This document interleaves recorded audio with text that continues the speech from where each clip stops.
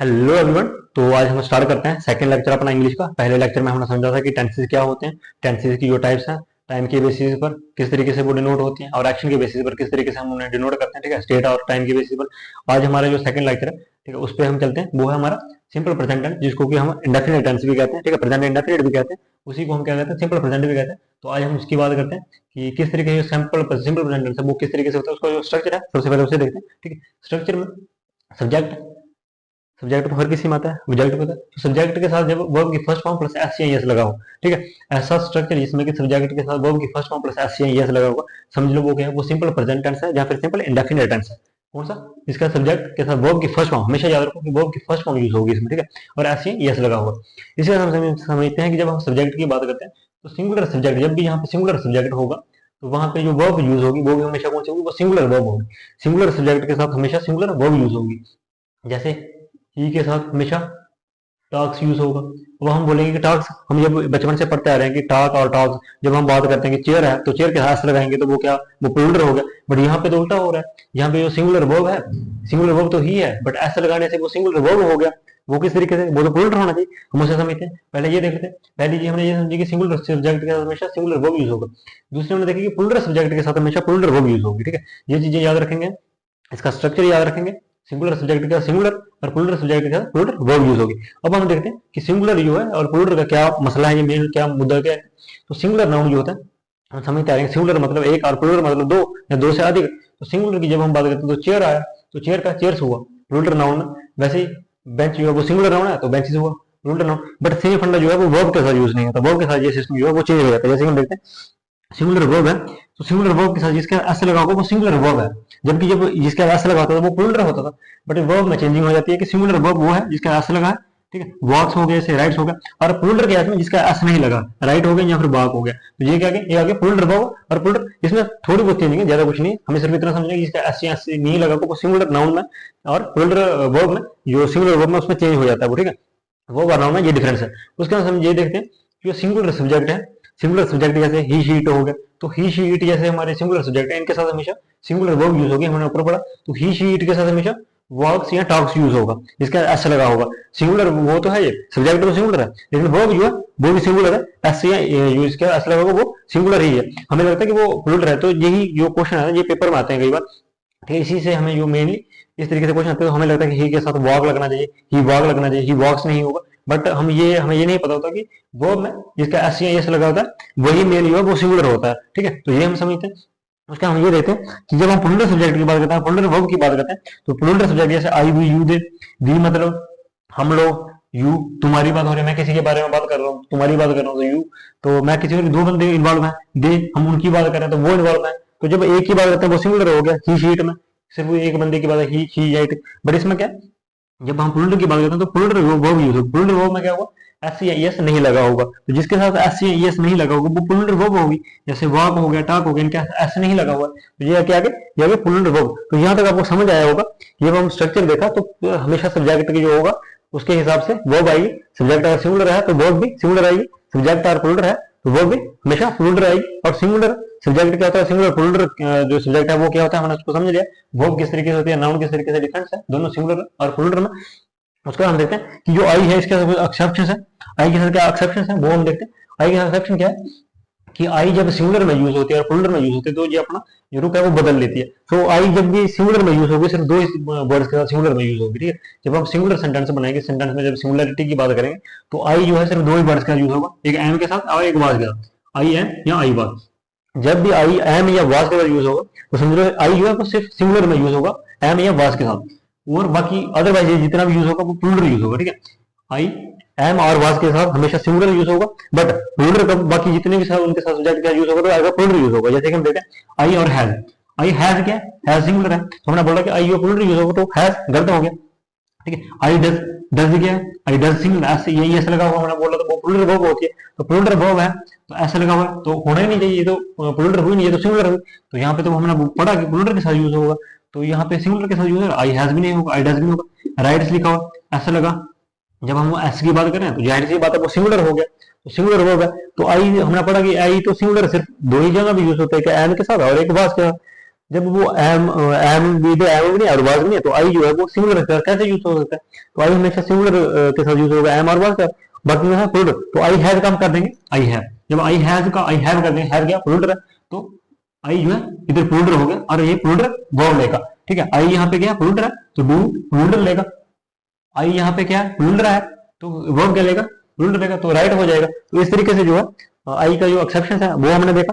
इसके बाद हम देखते हैं कि इज एम आर, जैसे हमने पढ़ा एम की बात करी, तो इज एम आर जो हमारे मेनली यूज किए जाते हैं टेंसेस में। ठीक है, इज एम आर, तो जो सिंपल प्रेजेंट टेंस है या फिर सिंपल इंडेफिनिट टेंस है, इसके साथ कभी भी इज एम आर यूज नहीं होते, नॉट यूज। ठीक है, सिंपल प्रेजेंट टेंस है, सिंपल जो इंडेफिनिट टेंस है उसके साथ I is am are you होता है, आई नहीं इज एम आर यू, वो कभी भी यूज नहीं होते। ठीक है, ये कब यूज होंगे इनको आगे पढ़ेंगे हम, बट यहाँ पे ये मेनली यूज नहीं होते। तो यहाँ पे हमने क्या देखा, मेनली स्ट्रक्चर को समझा, प्लूरल वर्ब को समझा, जो सिंगुलर वर्ब होती है वर्ब और प्लूरल नाउन से किस तरीके डिफरेंस होता है वो हमने समझा, आई का जो एक्सेप्शन था उसको समझा। ठीक है, आई जो है वो सिंगुलर के साथ जो है वो एज ए सिंगुलर यूज होगा सिर्फ एम और बास का, बाकी हर जगह पे प्लूरल की तरह यूज होगा। उसके बाद हम देखते हैं ये यूजेज है। ठीक है, सिंपल प्रेजेंट टेंस के बहुत सारे यूजेज किस तरीके से हम यूज कर सकते हैं पेपर में, क्योंकि वहीं से क्वेश्चन आता है। कुछ वर्ड्स होते हैं, कुछ जो सेंटेंसेस हैं जैसे यूनिवर्सल ट्रूथ हो गया, हैबिचुअल हो गया, तो उससे ये रिलेट करता है, तो हम वहां से देखते हैं। तो हम स्टार्ट करते हैं अपना क्या सिंपल हैबिचुअल हो गया और रिपीटेड एक्शन योग हैबिट, जिसकी हैबिट हो, हैबिचुअल मतलब जिस चीज को हम लगातार करते आ रहे हो। फॉर एग्जाम्पल कि मैं डेली खाना खाता हूँ, ये तो हैबिट होगी हमारी। ठीक है,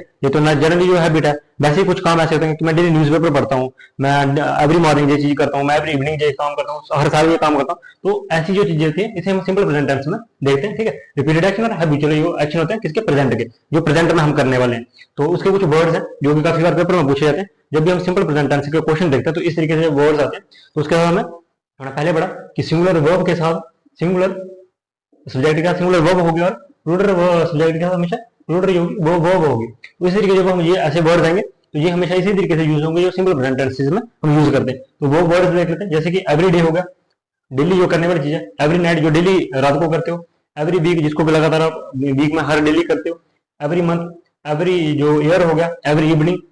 ठीक है, कुछ और वर्ड हैं, एवरी मॉर्निंग वो आप यूज करते हो चीजें, hardly, daily, seldom, never, occasionally, frequently, often, usually. ठीक है, scarcely, rarely, generally, once a day, once a week, ऐसे जो वर्ड्स होते हैं। ठीक है, वंस के जो रिलेटेड होते हैं या फिर ट्वाइस जो होता है वो भी वर्ड जो किसमें आते हैं सिंपल प्रेजेंट टेंस में आते हैं, और इसी में हम इनको पढ़ते हैं। और जब क्वेश्चन आते हैं पेपर में, ठीक है, इस तरीके से चीजें पूछी होती हैं और हमें वहां पर इन चीजों को टैकल करना है। और आपको ये डायरेक्ट वर्ड आते हैं तो आप डायरेक्टली इनका सोल्यूशन वहां पे दे सकते हो, क्योंकि वहां पर इतना टाइम नहीं होता कि आप चीजों को पहले पढ़ो और फिर वो करो। क्योंकि कुछ चीजें होती है जो डायरेक्टली आपको सीन हो जाएंगी, जैसे कि एवरी डे डायरेक्ट दिख जाएगा, वंस अ वीक डायरेक्ट दिख जाएगा, वंस अ मंथ डायरेक्ट दिख जाएगा, twice a day, twice a week, twice a year, ये चीजें डायरेक्टली दिख जाएंगी और इसके हिसाब से आपको वहां पे चेंजिंग करनी होती है। इसके जो क्वेश्चन है वो हम समझते हैं कि किस तरीके से क्वेश्चन आते हैं इसके, वो देख रहा हमारे सामने कुछ क्वेश्चन है, इनको देखते हैं कि बनवा। पहला बोलता है he is going every day for a morning walk with his friends and neighbours. ठीक है, इसमें हमें बताना है कि एरर क्या है। तो इसमें आप बताइए कि एरर क्या है, अगर आपको पता है कि एरर क्या है इसमें तो कमेंट में हमें आंसर दें, अगर नहीं पता तो देखते हैं। जैसे हमने समझा सिंपल प्रेजेंट टेंस को जब हम पढ़ रहे थे तो हमने वहां पे पढ़ा था कि यहाँ पे ये होगा आईएनजी। ठीक है, वोस आता है एवरीडे, एवरीडे हमने पढ़ा। तो एवरीडे एक वर्ड है जो कि किसमें आता है प्रेजेंट, इसमें सिंपल प्रेजेंट में आता है ना। डेफिनेट में हमने पढ़ा कि जो एवरीडे हो गया, एवरी वीक हो गया, ये once a day, once a week जैसी जो चीजें थी वो हमने किसमें पढ़ी सिंपल प्रेजेंट टेंस में हमने वो चीजें पढ़ी। और तो एवरीडे यहाँ पे आया तो उन चीजों को वर्ड्स को पढ़ने का फायदा ये हुआ कि वो वर्ड पढ़ने से हमें डायरेक्टली पता चल जाता है कि जो क्वेश्चन आया वो कहाँ से आया, वो क्वेश्चन डायरेक्टली कहाँ से सिंपल प्रेजेंट टेंस से आया। ठीक है, जैसे सेकंड आया यहाँ पे वर्ड है seldom. Everyone likes her in the office because she is seldom coming late. वो कभी भी लेट नहीं आती, तो मतलब ऐसे जनरली नहीं आती वो जनरली। तो सेल्डम वर्ड आ गया, तो ये भी किसका वर्ड है सिंपल प्रेजेंट टेंस का। तो हमें इसमें बताना है कि एरर क्या है। तो एरर सीधी सी बात है, हमें पता होगी जब हमने इसका स्ट्रक्चर पढ़ा था उसमें हमने पढ़ा, ठीक है, वर्ब की फर्स्ट फॉर्म उसमें आईएनजी नहीं होता था, एस में ईएस लगा था।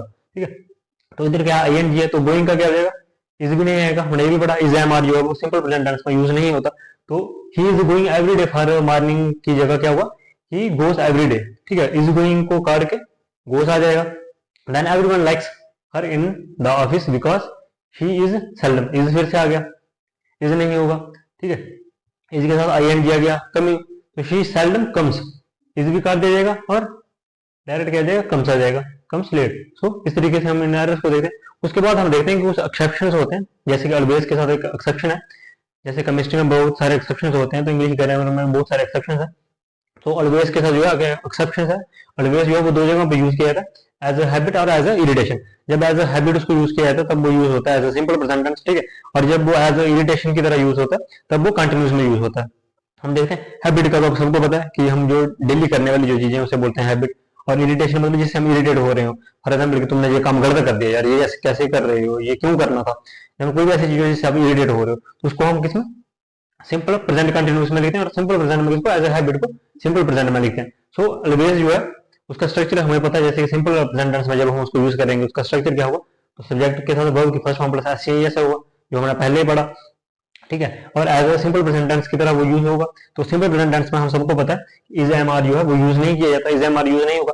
एज अ इरिटेशन जब वो यूज होगा तो सब्जेक्ट के साथ is am are plus verb की first form plus I N G, जो कि किसका सिंपल प्रेजेंट कंटिन्यूस का जो कि स्ट्रक्चर है, तो एज अ वो प्रेजेंट कंटिन्यूस की तरह यूज होगा। तो सब्जेक्ट के साथ is am are plus verb की first form plus I N G लगेगा, ठीक है। तो प्रेजेंट कंटिन्यूस टेंस की तरह ये यूज होगा।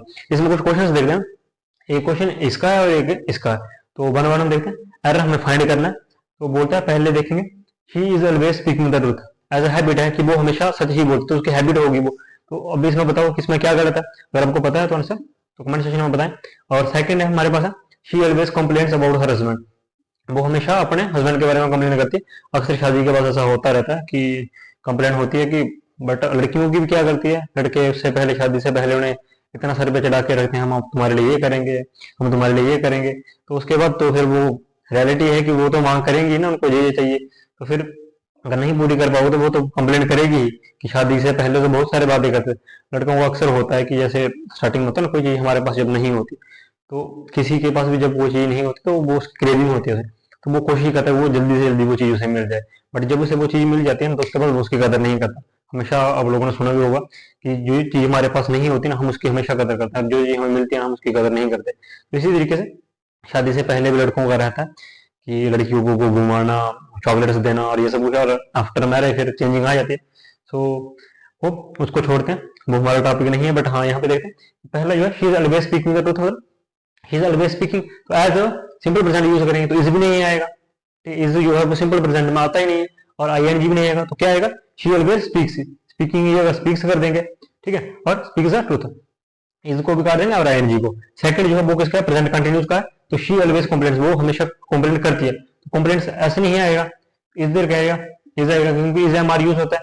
She is always complaining, I N G लिख देंगे अबाउट हर हस्बैंड। तो इस तरीके से ये टेंस होप करता हूँ जो सिंपल प्रेजेंट टेंस में जितने हमने यूसेज अभी तक पढ़े हैं, ठीक है, वो आपको लर्न होंगे, आपको अच्छे से समझ आए होंगे, ठीक है। क्योंकि अगर आपको ये चीजें लर्न नहीं होंगी तो जो नेक्स्ट हम टॉपिक पढ़ेंगे ना वो आपको समझ नहीं आएगा।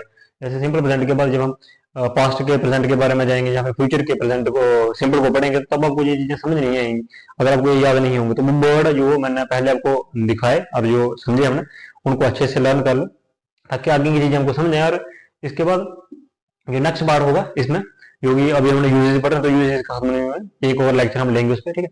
तो थर्ड लेक्चर होगा हमारा इसी पे सिंपल प्रेजेंट टेंस पे, ठीक है, जिसमें कि हम इसके यूसेज जो आगे हैं, ठीक है, यूनिवर्सल ट्रूथ जैसे उसके एग्जांपल्स किस तरीके से होंगे और उनके जो एग्जांपल्स हैं उन्हें वन वन वन हम ट्रीट करेंगे, और लास्ट में हम इसे कंप्लीट करके फिर इसके कुछ जो क्वेश्चन है इसी तरीके से हम देख लेंगे, ठीक है। अभी तो सिर्फ एज एग्जाम्पल हम आपको दिखा रहे हैं। तो आज के लिए इतना रखते हैं, होप करता हूँ आपको ये पूरा जो हमारा लेक्चर था सिंपल प्रेजेंट टेंस का वो समझ आया होगा, ठीक है। धन्यवाद, जय हिंद, जय भारत।